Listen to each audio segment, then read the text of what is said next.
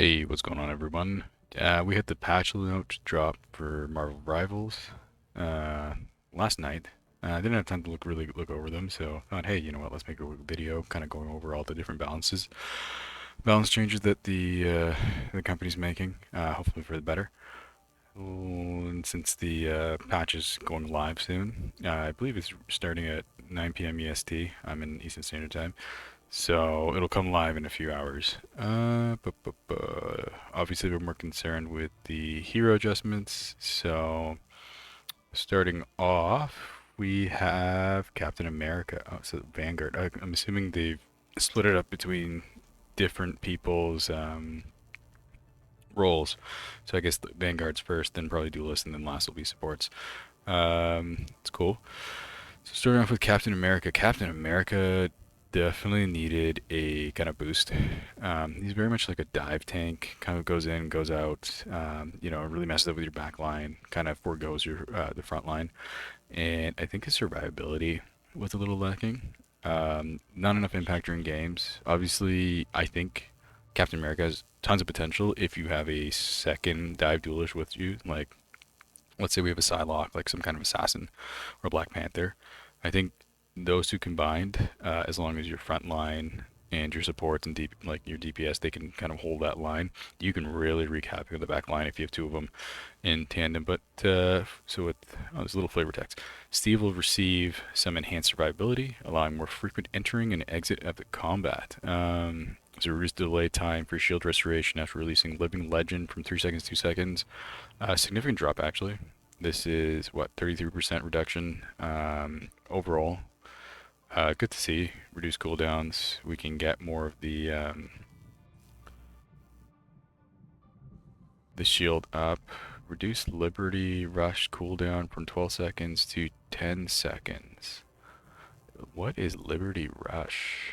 I thought Liberty Rush was his sprint. Maybe I got that wrong. Let me check really quick.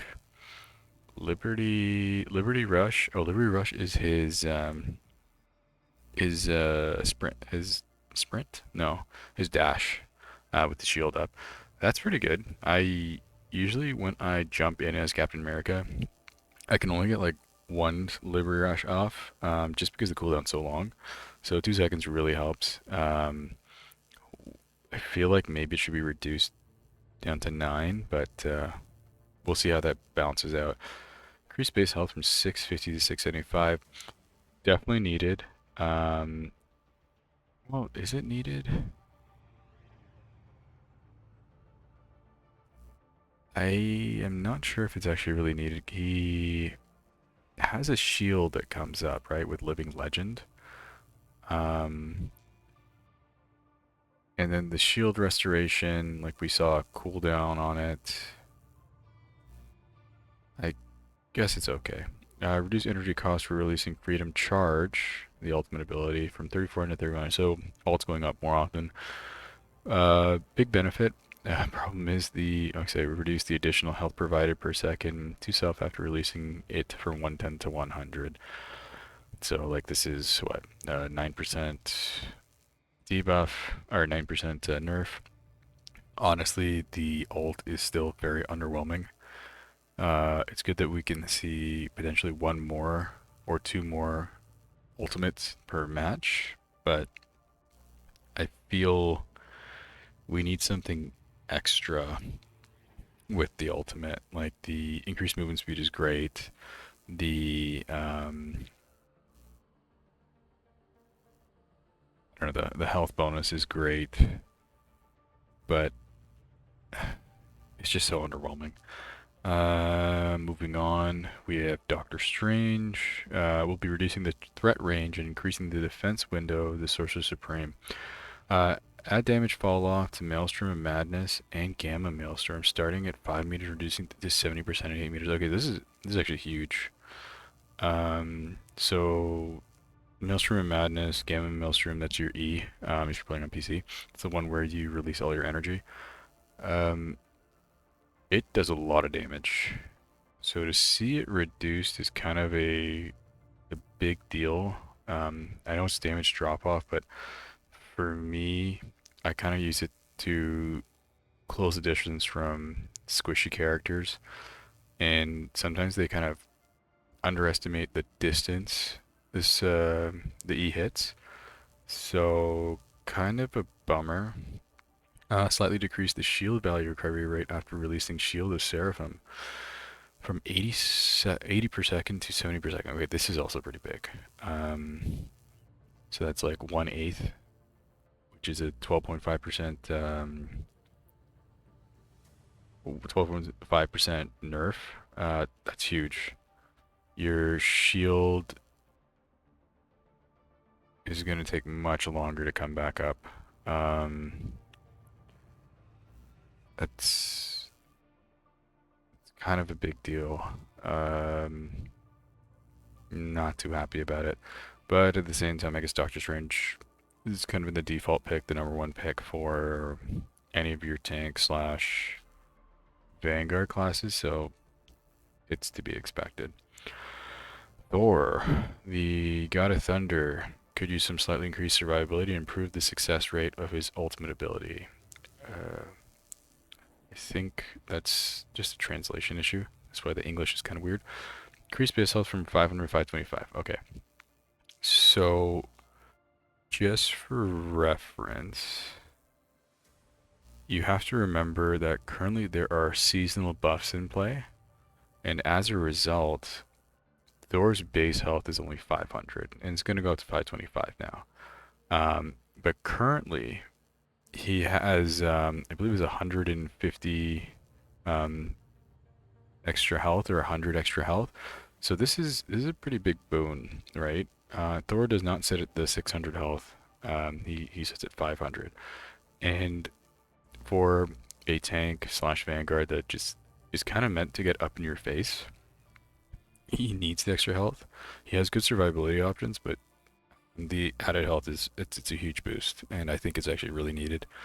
Added immunity to control effects during God of Thunder.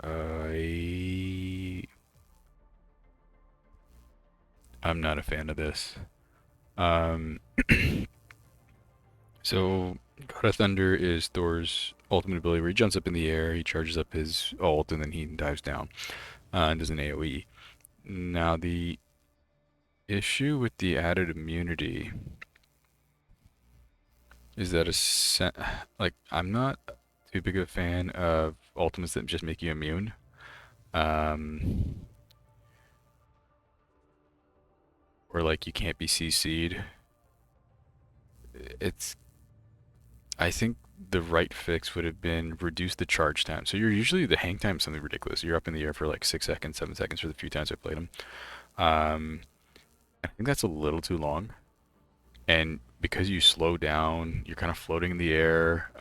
You're a big easy target. I'd like to see that kind of reduced to maybe 4 seconds or three. Um, so that way we still have that kind of epicness of Thor ascending up to the heavens to bring down the thunder and the thunder and lightning, but completely immune to CC. The good part is you're not completely immune to damage, I believe. So you can still kind of nuke him down, but he's sitting at 525 health. For the season, he's sitting at 625. Um, he does have a shield that's built in, if I recall correctly. So not the easiest ultimate to shut down. It used to be, I feel like it's done a full 180 now. It went from being a very easy ultimate to shut down to one that would be, you just have to burst down. You have to burst down Thor in order to stop it. Uh, we'll see how it goes. I'm not, like I said, not too big of a fan. Not a fan of freebie alts, but that's kind of just me. Oh, it's not a freebie alt. Let me reiterate. Not a fan of. I'm not a fan of alts that you can't feasibly mitigate. Um, like I think there's some added skill to being able to see an alt happening and kind of CC that alt. But at the same time, as a Thor player, I could see you being really bummed out because your ult is constantly being shut down because of some kind of grab or some kind of stun. Hulk. Dr. Banner has been dominant, but Some decreased sustained combat capability upon entering the battlefield will bring him more in line with other vanguards. Reduce the indestructible guard gamma shield value for Hero Hulk from 250 to 200. That's really big. Um, so 50, that's a 20% reduction right there. But one thing you have to remember is the gamma shield, it's an AoE team ability. Um, so you kind of have to look at it as perspective of, I think it's either 5 meters or 8 meters. It's not 10. Um, but you can shield allies as well. So it's not like you're losing 50 shield just because you lose a shield on yourself. You're using 50 shield per ally. Um, like it effectively acts as a means of doubling really squishy heroes, like those that have 250 health, even the ones at 275. You give them double the amount of HP, right? With a move, and it doesn't last forever, right? I think it lasts for 3 seconds, um, but it can be a big difference. Like for example, in a Psylocke ult, um, actually no, that's wrong. Psylocke ult bypasses barriers, which is something else on its own. But on certain alts, it can block, or certain abilities, it can effectively block or avoid an instant give on one of your maybe your supports or your duelists. Um, so it's kind of it's kind of a big deal. Um, I don't know how many people play Hulk. He's pretty effective, but he's often very, very often banned at Grandmaster or higher. Um, so maybe it won't impact too much of the player base, but I do think it's a decent nerf. Yeah. Venom. With increased survivability and the threat of his ultimate ability, the symbiote menace will strike fear into the backlines of all enemy teams. Okay. Increase the symbiotic resilience bonus health ratio gain per health loss point from 1 to 1.2. That is huge. That's an automatic 20% increase in your shield effectiveness. So for those of you who don't know, Venom has a shield that scales depending on how much health he's missing. And really good Venom players, they like I've seen some players, and you can definitely there's definitely just go on the chart and watch some of the top Venom guys, the top Venom players. Um, I've seen them go. They have like a fraction of their health, and immediately they jump up like like almost their whole health just replenishes with the shield, right? With this health bonus. Um, 1.2 means they can go past 100% of their health, which is nuts. Um, I think Venom was in a good place. Actually, and there's another thing. Increase the base damage of his Feast for the Abyss ultimate ability from 40 to 50. Um, okay.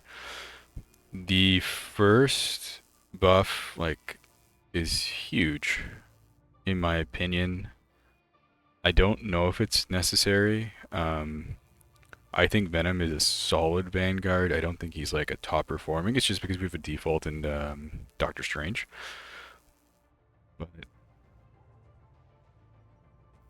I feel like maybe once again he's one of those characters. He goes and disrupts your backline. I've been effective in him for the most part. They're usually pretty good at it. Um, the increase of the base damage of Feast of Abyss, that's a weird one, and I don't think it's necessary. So Feast of the Abyss, you go into the ground and then you pop up, and then you chomp at whoever's above you. Uh, the thing is, at least from what I've played and what I've seen, of Abyss is used. So Feast of the Abyss is kind of used for CC for the knockup, um, and then also so that it can save you. Because you remember, because when you go underground, I believe you're immune, like you're just invulnerable. Um, you take reduced damage or something, but your survivability shoots up like crazy. And as a result, you kind of save that to either CC, maybe squishy character trying to finish off, and you weave it so you would jump up, you'd swing, you dive bomb, you do a couple auto attacks, and then maybe you'd go into Feast of Abyss, knock up, you do a few more auto attacks, and then you'd proc symbiotic resilience. Um, I don't think we needed the damage buff. I think it's more of a utility move versus a damaging move. Um, Duelist. So we have Black Panther. We're slightly decreasing T'Challa's combat survivability. Decreasing. Oh. Reduce the additional health provided to self after refreshing vibranium marks with Spirit Rend from 40 to 30, and the upper limit of additional health provided from 120 to 75. That's a big chunk. That's almost 50%. What is that? 25, 45? It's more than 30%. That's a little extreme, maybe. I don't see many Black Panthers. I don't, and from what I watch from a bunch of streams and YouTube videos, I don't see too many people playing Black Panther at the higher level. So I don't know why he needed a nerf. I do know the shield he procs with Spirit Rend, um, not Spirit Rend, with his E, I believe. It's pretty strong, but I don't know if he needed a nerf. And definitely not one that's so extreme. So that means like he's capped at that much additional health, which is almost half. Not saying he becomes squishy, but yeah, it's not we're slightly decreasing. We're significantly decreasing the T'Challa's combat survivability. Black Widow. Okay. Black Widow is a character that it needs a lot of love. Like, first off, playing Black Panther is tricky because you have the flexibility of playing far, like long distance, because when you're scoped in, you don't have damage fall off with your sniper. Medium and close range. The problem is when you're close range, you're kind of super squishy, just like most duelists, but your rifle's still bolt action. So that's kind of a gap. Some people said, oh, you can just use your batons to kind of poke people, but honestly, I don't like. There's so many other characters, melee duelists, who do a better job. Like Black Panther, for example. Mind you, he's an assassin, but still. And there's the huge dilemma of like the sniper's not a one shot. Should it do 250 damage on a critical, etc., etc. I definitely don't think a one shot sniper should be in this game. Period. Um, it just doesn't belong. Her playstyle is mostly like you're doing big chunks of damage to throughout the entire map. I think that should be your kind of goal. And with the Black Widow, the second part is you're getting up medium range, so damage fall off is a lot less. So you would maybe hip fire, you'd hit your shot, and then you would go in with your E, right? Your kick. Um, yeah, but let's see. Increase the range of the first effective edge dancer from 3 meters to 5. Okay, that's really good. So edge dancer is your kick, if I recall correctly. So increasing this by 2 meters, that's huge. That helps you out with close range. You can outrange some opponents who are going to melee you because they have to be within, I believe, a 2 meter radius, depending on the hero. For example, what's her name? Oh, her name is escaping me. All I can hear is Dark Child. No, Magic. So Magic, for example, she can damage someone, I believe, close to 3 meters because that's how far her sword extends out. So this is a good distance and really welcome. Reduce the time required for Fleet Foot to recover 0 stamina to full from 12 seconds to 4 seconds. That's huge. 66% reduction right off the bat. Um, some people had stated that she should have infinite stamina. I don't believe she should. Is 4 seconds too aggressive?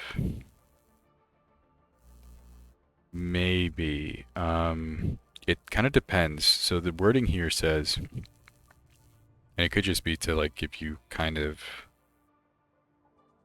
it may not, the wording may just be there just to kind of give you a sense of the percent per second, but to recover from zero stamina to full. So does that mean I have to deplete the stamina 100% and then this is how long it'll take to go to full? Or is it always going to be the same rate regardless if it's 0% or 20% or 40%? So what I'm saying is if I'm at 0 to full, it takes 4 seconds. That means every second I'm recovering 25% of my stamina. Does that mean I'm recovering stamina at 25% per second? Or does that only proc if I go all the way down to 0? And then subsequently, so for example, say I have 10% stamina left, that only recovers at a rate of 15% per second, if that makes sense to you guys. I'm assuming it's just them kind of giving a frame of reference, not necessarily varying degrees of stamina recovery. Good to see. I I don't know. Like it's kind of her only escape tool, right? You got to run away, and then obviously you can use the edge dancer kind of CC. But 4 seconds, yeah, I guess 4 seconds is reasonable. It allows you to reposition all the time. I either way, 12 seconds is way too much. So I'm just glad to see that that's brought down. The few times I played Black Widow, it was kind of painful to reposition. So that's good. Reduce the time required for electroplasma explosion, ultimate ability to reach maximum power from 1 second to 0.6 seconds. Okay, perfect.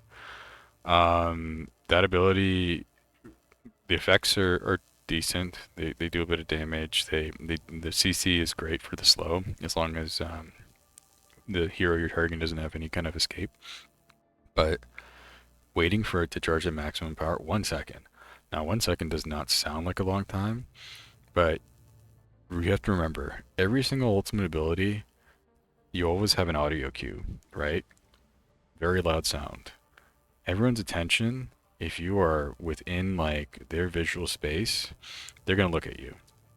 All you need is like one mantis, one Bucky, and in 1 second you're gone, kind of thing. You're standing still essentially, like you're still scoped in. Yeah, you can wiggle around a bit, but you're still easy to hit. Um, 0.6 seconds. I think that's fine. Um, maybe you shouldn't need to have a maximum power. Maybe it should be already at maximum power, and there should be just a slight delay from when you hit Q to when you uh, press fire, the fire button. Like, yeah, I don't know, but definitely welcome. I would like to see it down to close to 0, if not 0, but the character overall it still needs a bit more work. I think the kit may need a bit more work on it. But yeah, Hawkeye, ooh, will be decreasing the medium long range damage capability, reducing threatening combat radius, and slightly improving the close combat resistance for the Avenging Archer. Slightly reduce the spread angle between every two blast arrows. I don't really see anyone using blast arrows. I think I saw well, first off, you don't really see the character really appear high up, but either way, no one really uses the blast arrows. I think I've seen them used once. Blast arrows, by the way, it's his secondary fire, so you can do either the sharpshooter arrows, I think, or the accuracy arrows, and then the blast arrows, which is kind of like a small AOE. The one interesting thing, I don't know the damage characteristics of those blast arrows. Like, for example, can you overlap damage per blast arrow? So like you shoot them out usually in a spray. I think it was about 4 or 5. So does each one of those have its own separate hit marker and can the damage stack? Then this is really good. If it's always just like you shoot out all 5 arrows and they all have, you can only be damaged once per volley, then it doesn't really matter. You really shouldn't be firing these like long distance anyways. The farther out you shoot them, the longer they spread. So it's kind of whatever. Reduce the triggering distance, passive ability, Archer's focus from 60 meters to 40 meters. Okay, so that's really big. Um, so Archer's focus is the ability where Hawkeye gets bonus damage depending on how long he charges up his shot, and usually it affects people within 60 meters, so you don't have to think about it. Everyone you hit is usually affected by it. Honestly, like really, really far out. Um, 60 to 40 meters. Now, 40 meters is still quite a distance. Um, I want to say most engagements happen closer than 40 meters, so not too much of a damage reduction. It reduced the maximum additional damage from the passive 80 to 70. So that's definitely welcome. I don't know how much the 20-meter reduction is going to affect Hawkeye. I feel like certain maps and certain spots on different maps will affect him, but still, he's a really strong character. Granted, you have to remember he does have a seasonal boost. Weird concept. I still feel like at least half the platform has no idea about like how these seasonal boosts work. They're active on the character, the anchor character, so that's the first character at all times. So in this case, Hawkeye, I believe he has a 20% Hawkeye, and then Hela falls right after it. But Hawkeye has a 20% increase to all his passive increase to all his damage already. So um, that's why he's overkilling. He's like all of his enemies, right? All the opponents, because a fully charged up shot from his arrow would give him a bonus of 80 damage. Plus, you'd have a 20% increase in that damage as well. So I believe on the archer's focus and on his base damage. So kind of I feel like the seasonal buff is the thing that's causing the headaches, not necessarily the character. So it's still a strong character. Probably will still be a strong character for the season. Have to see in the second season what happens to him once seasonal buff is gone. But I think he's gonna be sticking around for a while. Hela, Goddess of Death, has been a menace, no duh, and will slightly decreasing her combat strength. Okay. Um, Reduce base health from 275 to 50. Okay. I so Hela, once again, just like Hawkeye, is a character that's affected by seasonal buff, doing 20% extra damage for the season. Uh, Her ult is pretty good because you you launch yourself up in the air, you get a bunch of extra health, um, and yes, you're a floating target, but you throw down bombs of death. You can really zone well. Yes, 100% people can just run away from her or hide behind a wall, indestructible wall, mind you. But I think the issue has never been her health. I mean, I think, no, first off, I think 250 should have been where she was at. She should have started at 250 just because of how much damage she outputs. But obviously, the biggest issue is not her health pool. Like 25 health points is still a sizable chunk, especially when you're talking about one of your more fragile characters. But the bigger issue is damage. So little disappointed here. I still think these two characters will probably still be seeing like permaban at top levels of play. Um, but what are you gonna do? Magic. The Queen of Limbo needed an increase to her threat after unleashing her ultimate ability to increase Umbral incursion damage in Dark Trial form from 115 to 135. Okay. I think Magic is a solid character, but once again, it's kind of weird because she's also affected by a seasonal buff. I can't remember. I think she has less of a damage buff. It's not 20%. I think it's like 15 or 10. but she kind of needs that extra damage to be competitive. Um, so I guess once this season is over, I'm hoping they're gonna give a slight uptick to her damage across the board. I don't know like I'm not familiar with Magic. I don't think I've ever played her. I've no time on her, I feel. But overall, it's just like I feel she could have been left untouched, maybe. That's more like Magic mains would be able to tell me if that's right or wrong. I guess we'll see how much an effect this has. 20 damage is nothing to scoff at. But at the same time, I don't even think you can spam this ability. I think there's a decent cooldown, so. Uh, Moon Knight. The Hand of Khonshu will receive a slight increase in the threat of his ultimate ability. Okay. Increase the number of talons generated by the Hand of Khonshu from 10 to 14. Increase the explosion radius of each talon 45 meters. Okay. I don't think Moon Knight's ultimate needed a buff at all. So 10 to 14 means there's more chances to hit, and then 4 to 5 meters means essentially more chances to get hit. So Hand of Khonshu is kind of an ability it's either for zoning, right? You don't want the enemy team approaching from a certain corridor, or that you want them to stick to one half of the corridor, or you want them to back off from the point, or what have you. Or maybe they're capping the point and you want to push them to the corners. Um, it's meant for zoning and it's meant for comboing, in my experience. So like you throw a Groot ult on, which does the root, but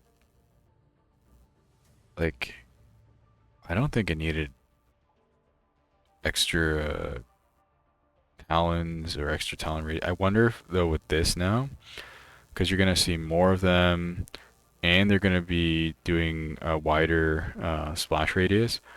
I wonder if it's gonna be like how Jeff's ult works, where you can get swallowed up even if you're outside of the circle, or at least where the circle appears to be. That hitbox is very broken, mind you. So, um, yeah, I definitely don't agree with this one. Totally unnecessary. But once again, maybe Moon Knight players will be like, yeah, 100% we needed that buff. I don't really play Moon Knight. Um, I think he's a great burst champion, and if he's left unchecked, he can really do a ton of damage. But yeah, Namor, we're optimizing the throwing field of Namor's eggs. Adjust the throwing field of monster spawn and frozen spawn. Now Namor can more accurately throw them to the desired location. That's interesting. So with Namor's Monstro spawn and Frozen spawn,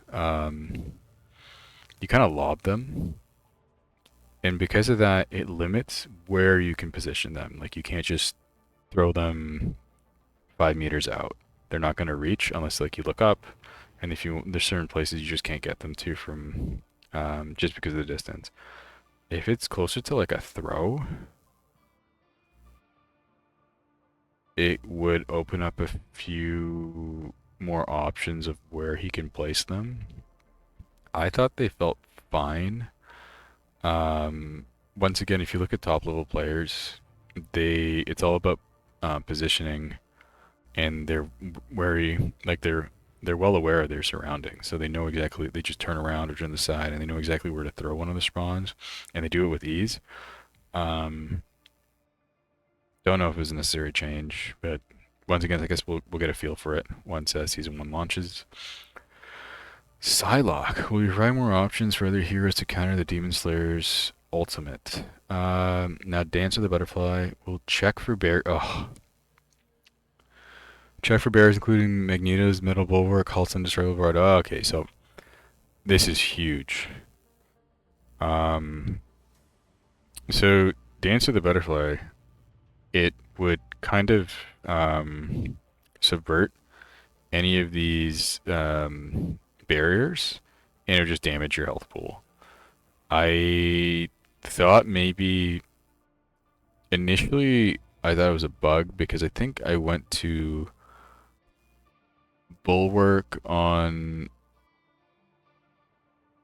a healer, and the healer just died, and I didn't get the Magneto stacked. I think that's what happened.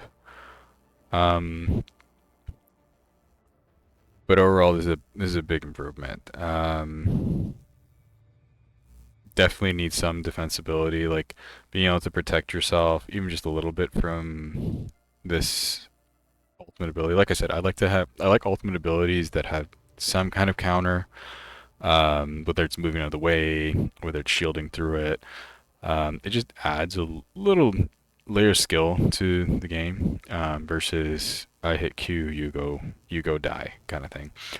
Um, Kind of happy with that. That also means that the value of Hulk's indestructible guard kind of shot up, and that makes it even more of a nerf, because we went from the 250 to 200, because it can once again it can help with survivability with Psylocke's ult, which I feel is like something that really kills your supports, and it can just turn the tables on you in the middle of a team fight. Punisher, we're slightly increasing the damage capability of Frank's weapons. Slightly reduce the spread of deliverance and adjudication. Okay. Um, I think Punisher is solid from a damage perspective. I don't know why. Maybe this assault rifle is missing a lot. Because it's not a laser pointer. It doesn't if you're shooting someone, it's not going to always land on the spot you place your cursor on, your crosshair on. But what I'm more curious about is the shotgun. So I haven't really tested it out, but I wonder if the shotgun does more damage.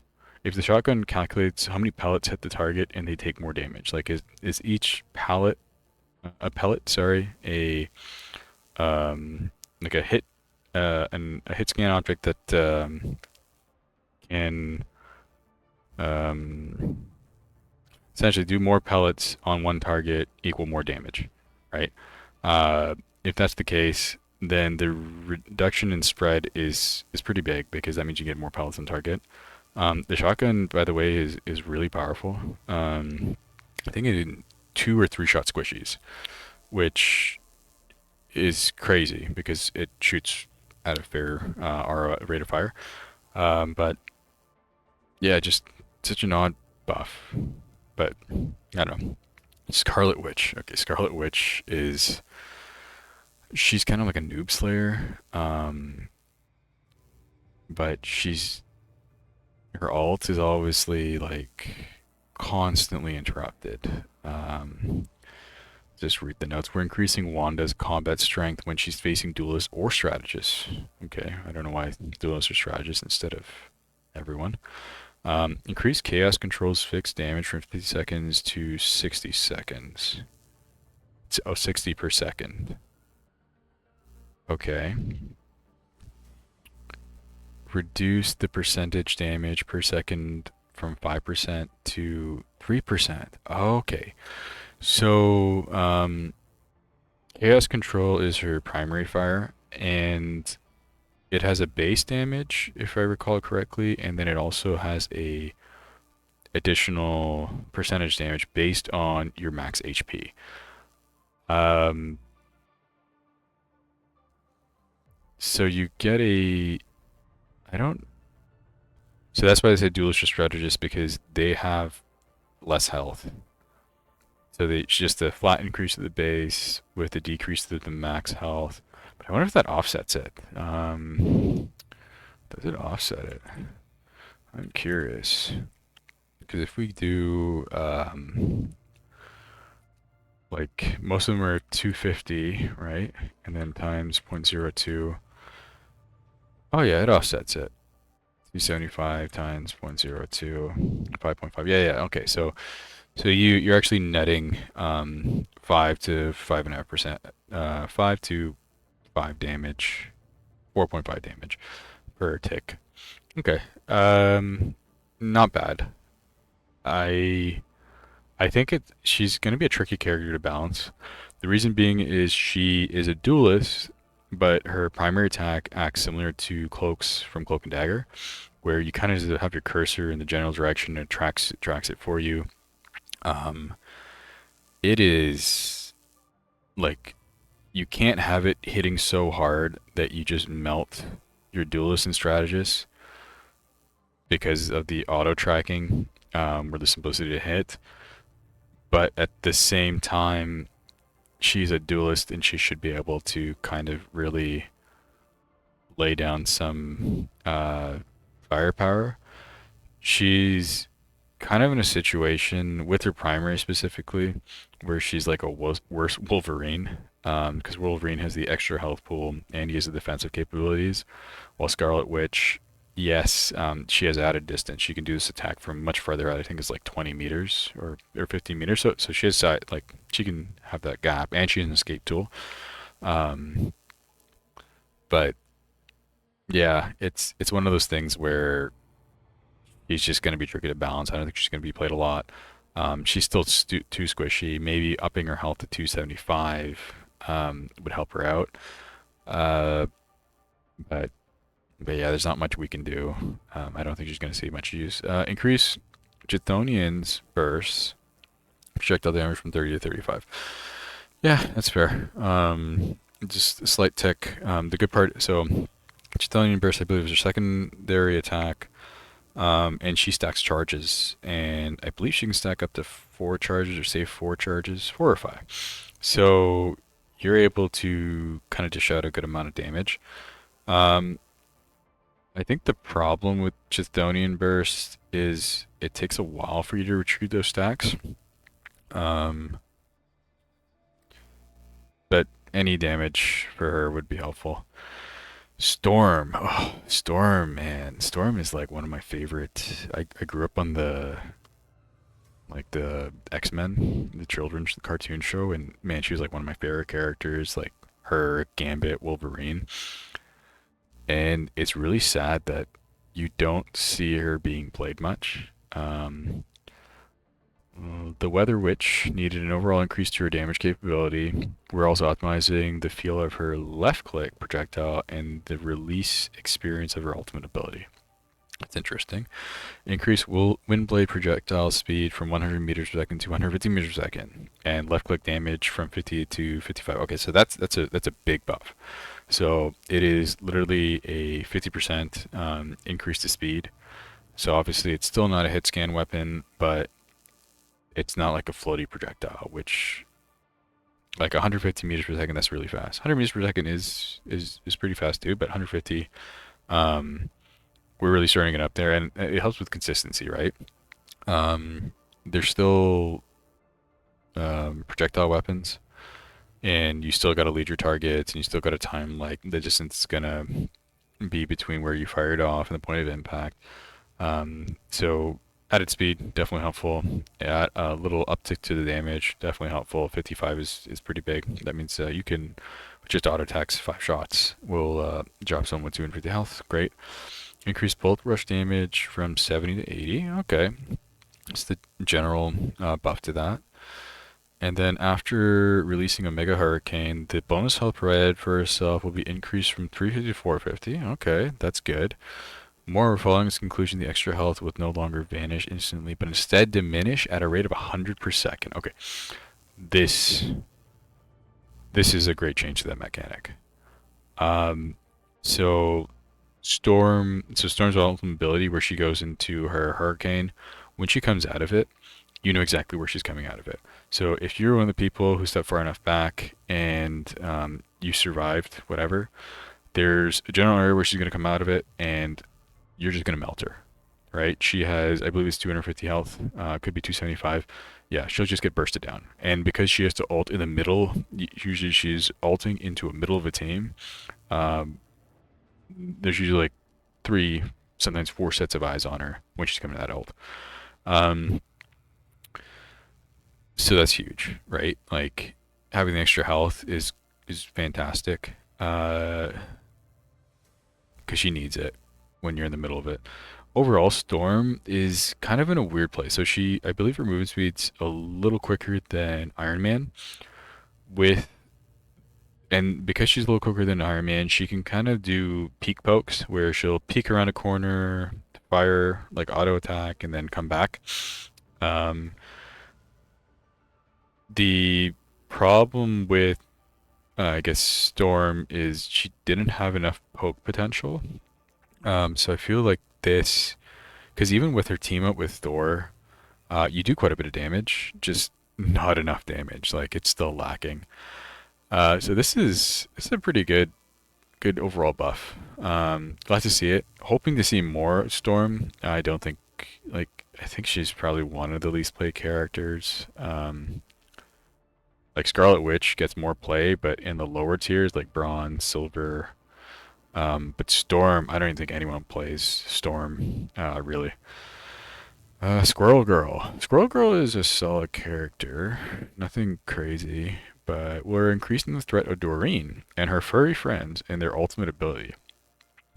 In addition to the new effect, Unbeatable Squirrel Tsunami, the squirrels will rush towards the nearest enemy after bouncing instead of bouncing randomly. That's okay. That's huge. So usually Squirrel Girl, she fires off her ult, it goes in a straight line, it bounces off a wall, or it can bounce off an enemy or what have you, and then it goes in another direction, just kind of bounces randomly. Um, this this is like it's kind of big because it is a disrupt, right?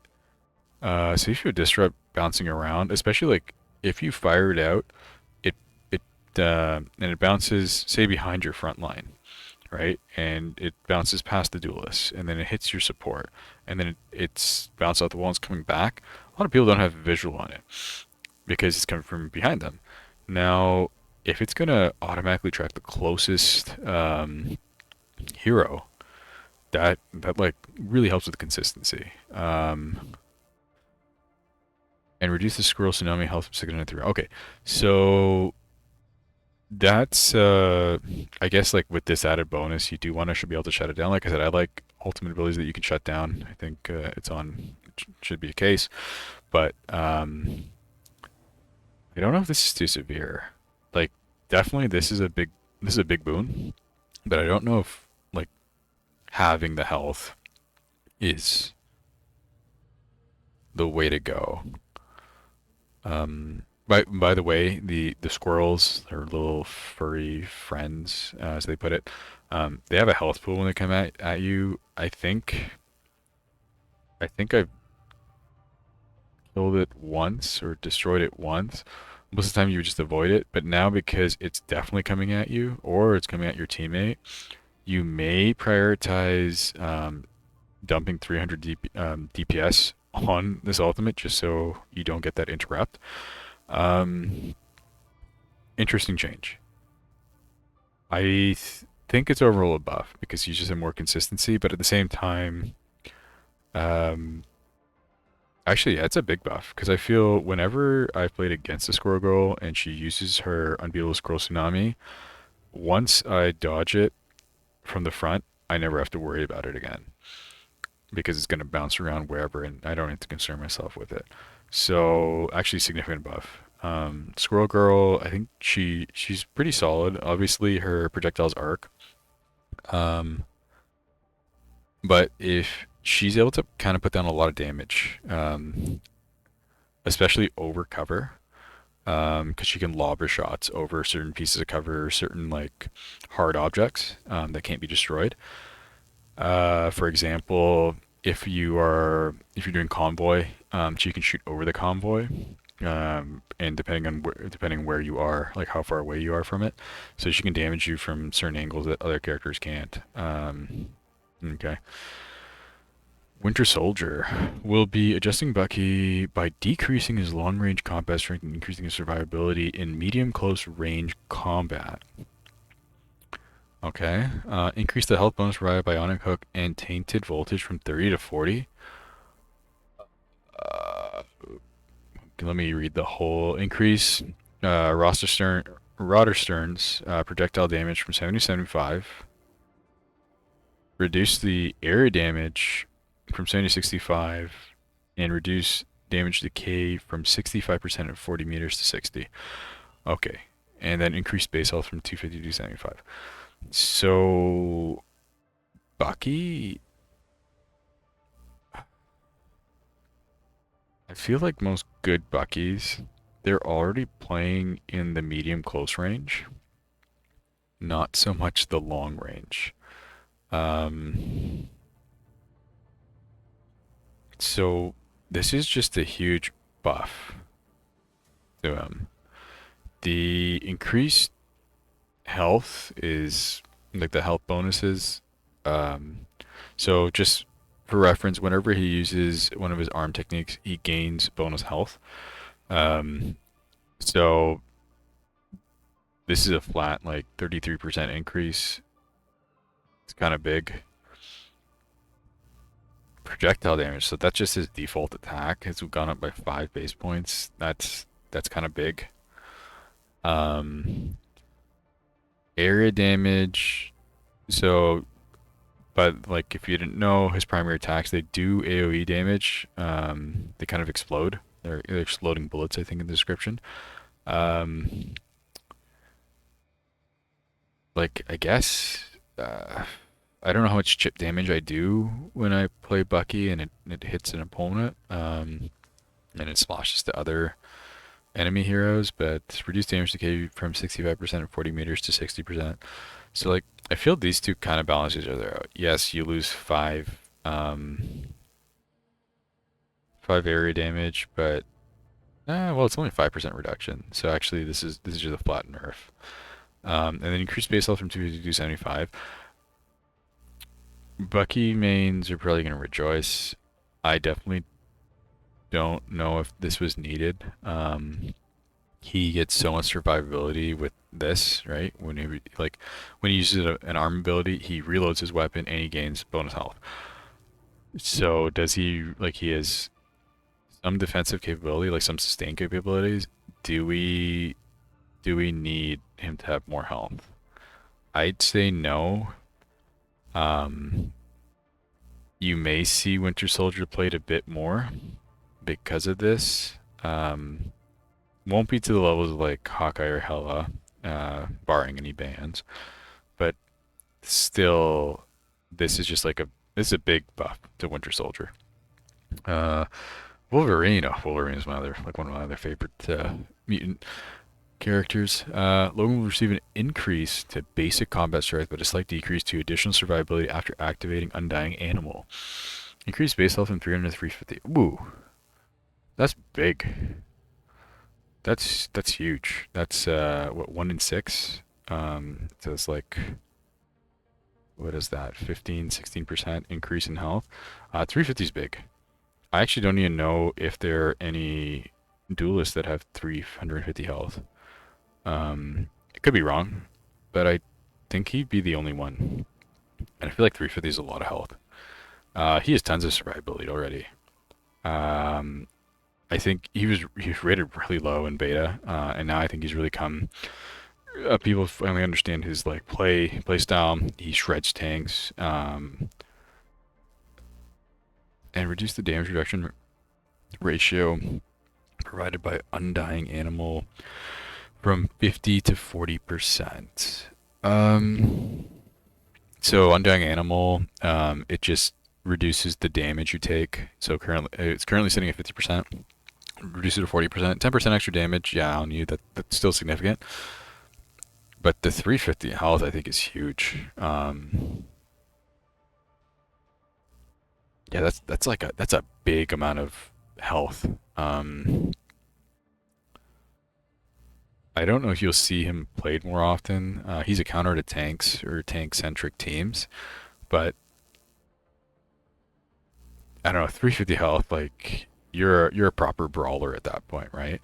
Um, like if you went up against a Venom, I don't know, like it would be close, right? A Venom and a Wolverine of equal skill. Maybe the Wolverine would edge it out because like 50 health is a lot. That's a lot. That's one auto. Um, Yeah. Okay. Strategist. Okay, Cloak and Dagger. Tyne Tandy. I did not know her name was Tandy. Will receive an increase to their healing capabilities as well as an expansion to the coverage area of their ultimate ability. Okay. Reduce Dagger Storm cooldown from 12 seconds to 15 seconds to 12 seconds. Okay, this is big. So Dagger Storm is your right click. That's the bubble. And honestly, whenever we would do team fights, they would end so quickly that I would only use that once, maybe. I feel like it didn't get enough utility. Sometimes I'd forget to even use it because it was, or sometimes it just would be on cooldown and it'd just be so inconvenient. It's a great heal, but that's big. Overall healing capabilities shoot up. Increase the number of dashes in internal bond from 3 to 4. Okay. So eternal bond, it's a you dash across, right? You have 3 dashes, now 4, and you kind of cover the field with a darkness or a miasma or what have you. The miasma heals your teammates, but it damages your opponents. The only problem with this, I don't know if you can cancel out of eternal bond.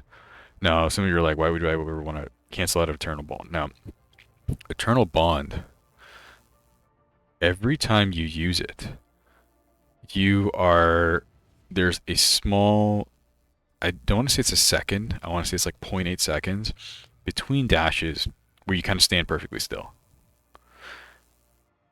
And you could just get deleted between those two pauses, between dashes.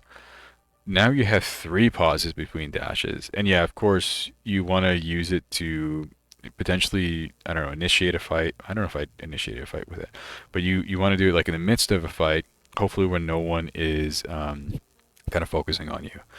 But if you can't cancel out of it, like first off, unless they're making the dashes quicker, then it's fine. If they're not and there's the same amount of time, that's an extra dash where you can't really heal your teammates, um, where you're in a more vulnerable state, and I don't like it. Um, I play a lot of Cloak and Dagger and Mantis, and sometimes when I need more damage, I play Cloak and Dagger, but I don't know how I feel about that. I feel like I'd have to play around with it and see if it's a buff, like if it's a boon or if it's a curse. Like it's a curse disguised as a boon. Um, yeah, kind of disappointed with that one. Like I was getting excited. I was like, "Oh, this is great." I thought they're just going to increase like the size of the dashes in terms of like their width, not their length. Um, yeah. Okay. Jeff the Land Shark. Poor Jeff. Jeff is somewhat competitive. No, that's he just has. There's a ton of better strategists out there. I feel like he's just not played, especially at high level. We'll be adjusting the range of his ultimate ability so it now better fits the warning marker. Oh, okay. In addition, we'll also be increasing his healing ability. Adjust its Jeff's range from 10-meter sphere to 10-meter radius, 5-meter cylindrical spell field. Okay, so this is good because so if you didn't know, you can't jump off the ground and Jeff will not consume you. But there's this issue where even if you were to say you were Doctor Strange and you would float all the way up, you'd still get caught in his in the it's Jeff's ultimate ability, which is mind-boggling. There is some weird hit detection with it. When I play Rocket Raccoon, for example, if you dash out of it, out of the ultimate, but but your feet don't touch the ground outside the ultimate. So, for example, you started in the ultimate, you dashed out of the ultimate, but you haven't firmly planted your feet on the ground. There's this, I don't know if it's a bug or if it's just latency, but for some reason, it doesn't register me as out of the ultimate, so it's still munch me. Um, anyways, it's good to see that they're putting a proper kind of space around it. I definitely think the hit detection's still off on the ultimate. Um, I think like specifically the radius really needs to be tuned so it fits with the graphic warning. Um, but it was the second thing. Increase the healing Joyful Splash from 140 to 150 seconds. Joyful Splash was always solid. Actually, wait, was Joyful Splash? Is Joyful Splash the his E or is that his primary? Oh, it's his primary. Okay, so that's good. I think he's pretty underpowered when it comes to healing. Like his primary mode of healing is Joyful Splash with his, which is primary attack, primary quote unquote attack, and then he has a healing bubble that he fires off that gives you also movement speed buff. I think Joyful Splash. The problem is it's like per second. So per second you're on the opponent, on your ally, you're getting 140 per second. It I kind of wish it ticked a little better. Um, I get it's kind of hard to build in, but because of that, he just kind of struggles as a healer. I think he's gonna need a little bit more buff. Like lowering this to 160. I don't know if that'll break the game, but I'd rather do extreme changes early, like in a game's infancy, and then fix it at like season two, season three. Especially as like a lot of players start getting more and more like we have tons of competition already. So as soon as the esports really kicks off, um, I feel like I wish this was brought up a bit more.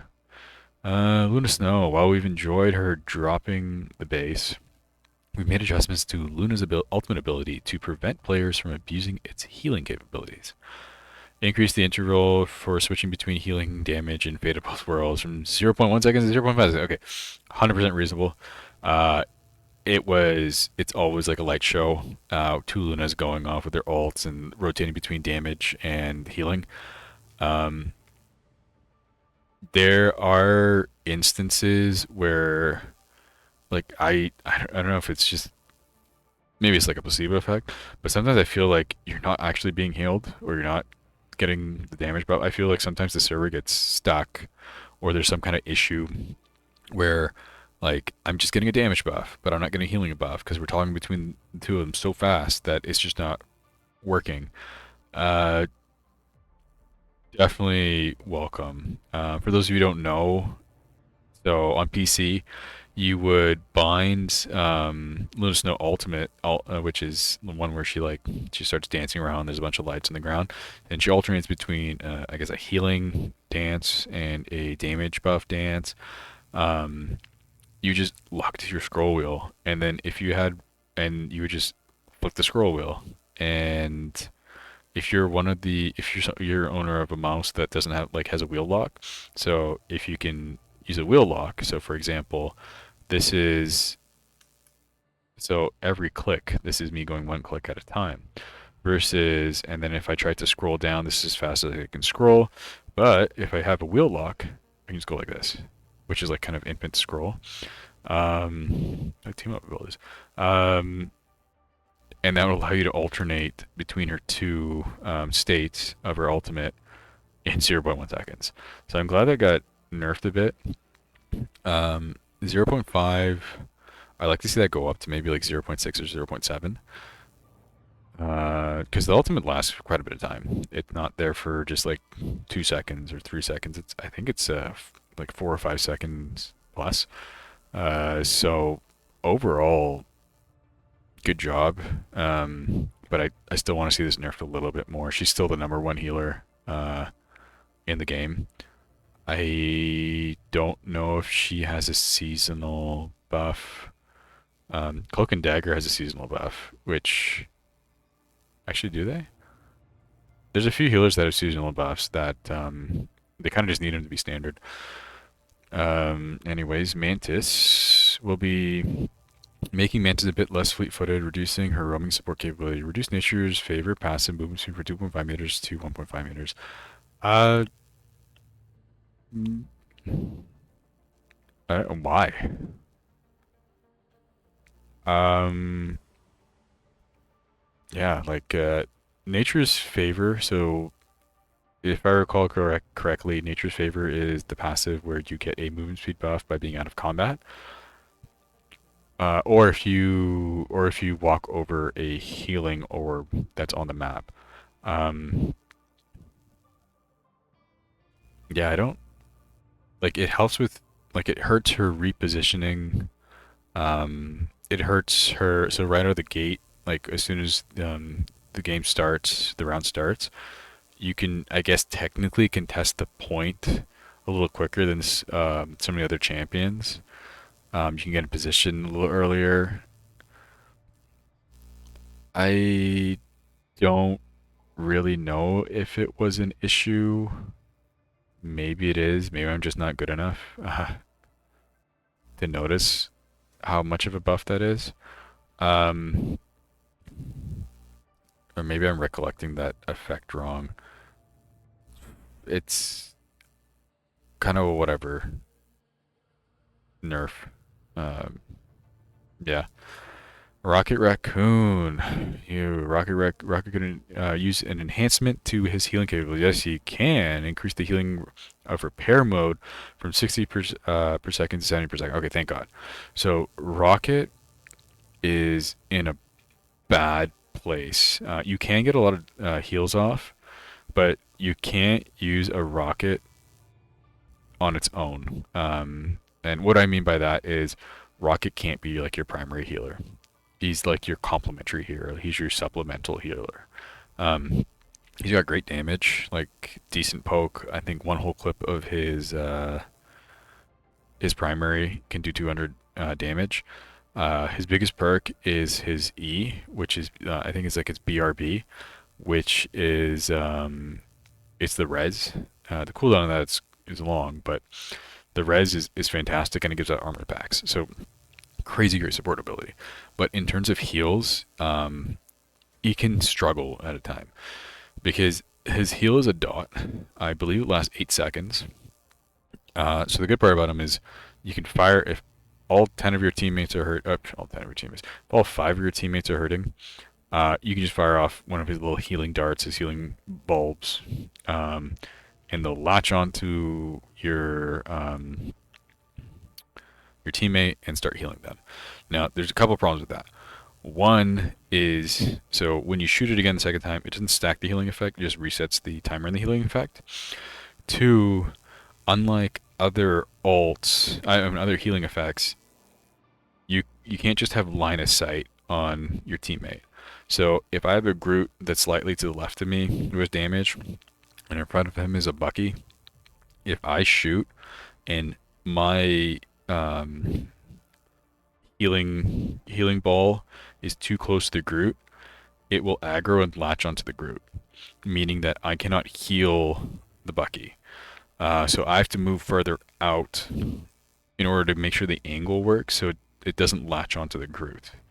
So the good part is though, he's able to heal around corners, which is mental. Like he can no scope heal.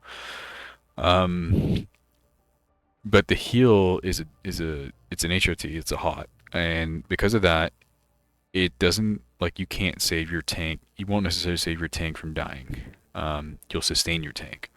You can't necessarily save your carry from dying. Your DPS, your duelist. You can sustain your DPS slash duelist. Um, so definitely any increase to his heal is very welcome. You also have to remember Rocket currently has a seasonal buff. It's not big. It's a 5% buff to his healing. So he already has 5% healing on top of that. It's not huge, mind you. It's 5% of 60. What is that? 3. So he's doing 63 versus 60. But every little bit helps. So 70 is huge. I'm kind of excited about that. I may play more Rocket. But yeah. Carrying on, we have team up abilities. So Hawkeye, Black Widow, To further tone down Hawkeye's oppression, oppression is like an understatement. We'll be reducing his seasonal buff. Thank you. Reduce Hawkeye season buff, but a bonus from 20 to 15%. 5%, not huge, but definitely welcome. Can't complain. Maybe 10% would be better, but who am I to judge? Hello, Thor Loki. Much like Hawkeye, Hela's overwhelming power will be receiving a slight reduction. Same thing, 20 to 15. Reduce Hela's season bonus from 2015. These are just they're no brainers. I think they should have been dropped down to 10. But that's just me. I know. Well, Hawkeye's probably seen the biggest nerfs then for this patch because his seasonal buff was dropped, and he had a few other damage buffs that were dropped. His passive damage was dropped. Uh, yeah, it's. I wonder. I still think he's gonna get banned quite consistently. I don't know. I feel like he's still effective. I feel like he's still one-shot squishy. He's like a fully charged up. Um, Luna Snow, Namor will be increasing the threat of Namor's frozen spawn. Increase frozen spawn damage from 25 to 27. Increase the frozen spawn slowing effect applied to hit enemies from 25% to 30%. Increase berserk state frozen spawn state from 16 to 18. Okay. This is first off, Namor already has he's a high damage dealing character. He can burst down tanks if his positioning is right and he gets his right click off. This is very unnecessary. Like so, just for reference, his monstro spawns they have two different states, which is their regular state and their berserk state, as this is a raid state. In the regular state, they fire at two hits per second. So per second, his character is doing 50. Now they're doing 54. Okay, 4 damage, not too huge. However, when they're in their berserk state, well, first off, the slow I think was good. I didn't think we need to really bump to 30%. I don't know. It's not like it is noticeable, but I just don't think that was really needed. But this is the bigger one. So this the monster spawns when they're in their frozen when they're in their rate state, they actually fire at 5 hits per second.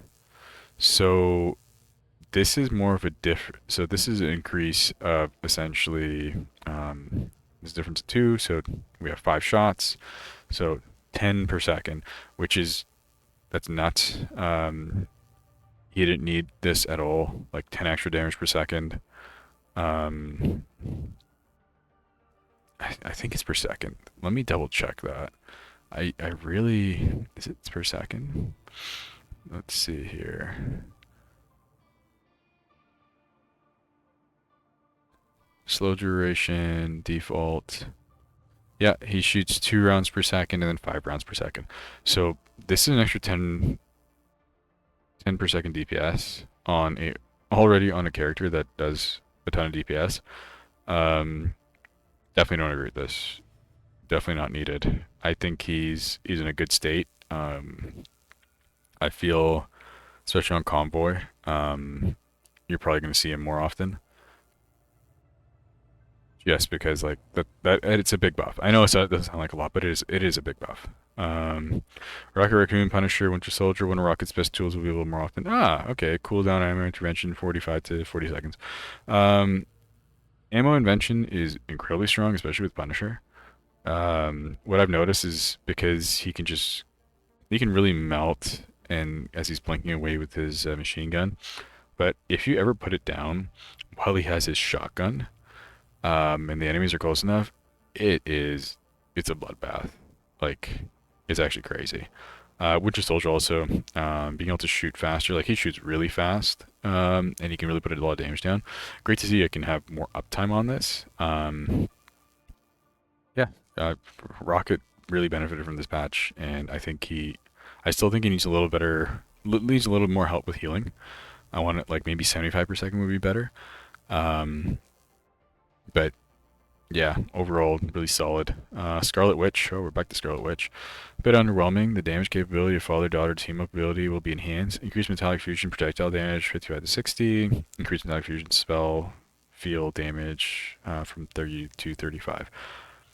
I found so for the team up, what winds up happening is Magneto gains an extra ability which augments his auto attacks um, with a sword, and the sword does a kind of area effect um, slash, and that slash does more damage.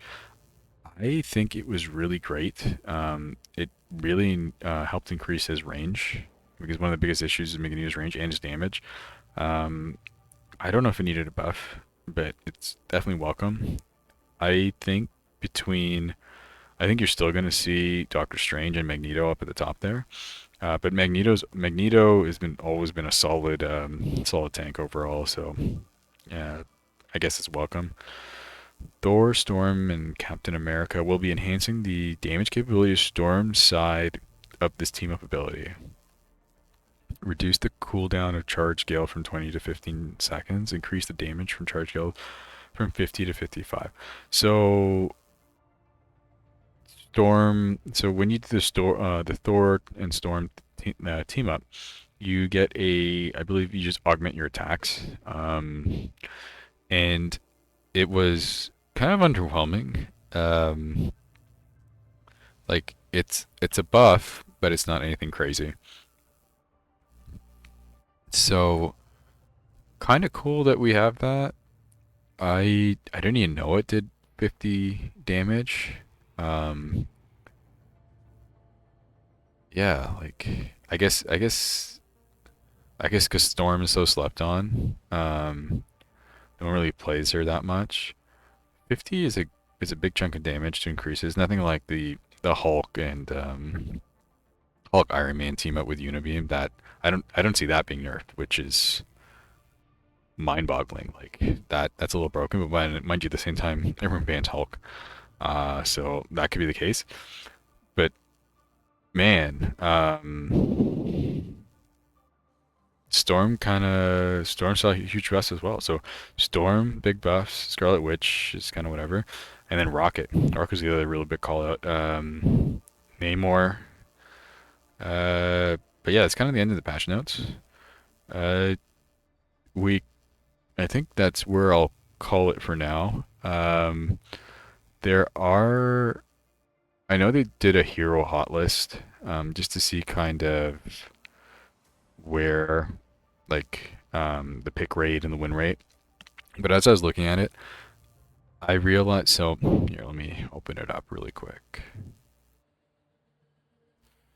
So this is the hero hot list, and obviously it was updated 1.6. Now the issue with this is it's a kind of whatever stat. Um, I'd have to see how it's actually calculated. So first off, it's all segmented by. I realized this as I was going through this. It's all segmented by your different roles. So this adds up to, because when I was first looking at this, I was looking at all, and I was slowly on the list, and I was just like, wait a minute, 30, 20, 20, 20, 15, 9. Wait, how do we go past 100? And that's when I realized they segment it by role. So this is like 100%, and then this is 100%. And first off, big issue here is obviously with the duelists, we have a lot more duelists than we do any other type of role. So these percentages would be lower, like 13.55%, but that could be the same rate, like the actual same rate as Doctor Strange kind of thing. Secondly, I don't know if it's calculated based on if you happen to play the character just once in the match, because you can change characters mid-match. Third, and I'm assuming the win rate here. So I don't know how the system calculates for mirror matches. So if you're fighting a Doctor Strange and you are a Doctor Strange and you win, so that means Doctor Strange lost and won. So all that would mean is your, in terms of averages, your numerator goes up by one, but your denominator goes up by two because you have a 50% win rate, technically, right? Because you won, your opponent lost, so only one out of two Doctor Stranges won, therefore it's only a 50% win rate. The problem with that is if you are talking about like the characters that are picked most often, so Doctor Strange, Magneto, Groot, Hulk, um, those are constantly going to be having a 50% win rate, right? And then the only ones that are going to skew the win rate average would be at the lower levels.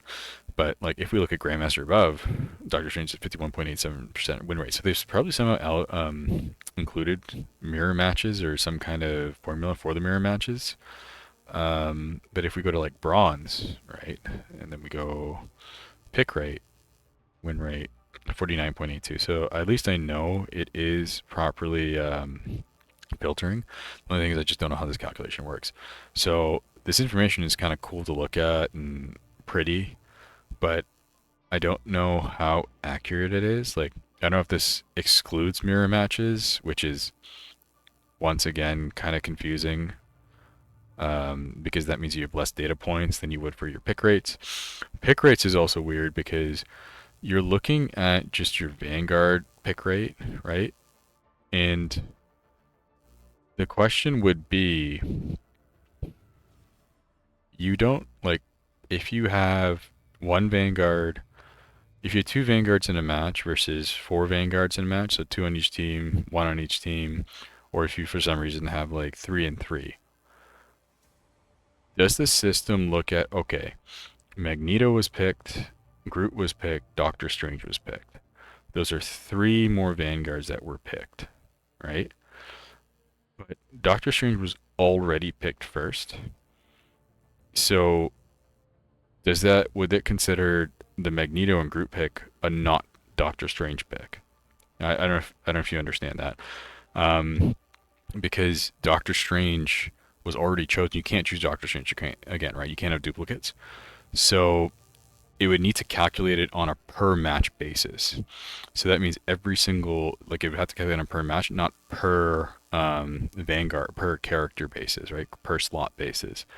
Now, once again, you have to kind of question, how is this calculated? There's a certain way you need to calculate it that stipulates if Doctor Strange is already chosen, him not being chosen subsequently in on the same team should not be something that drops his pick rate down. Um, I am not techy enough to, like I could download this, but I don't think it'll show the oh no, that's for the game.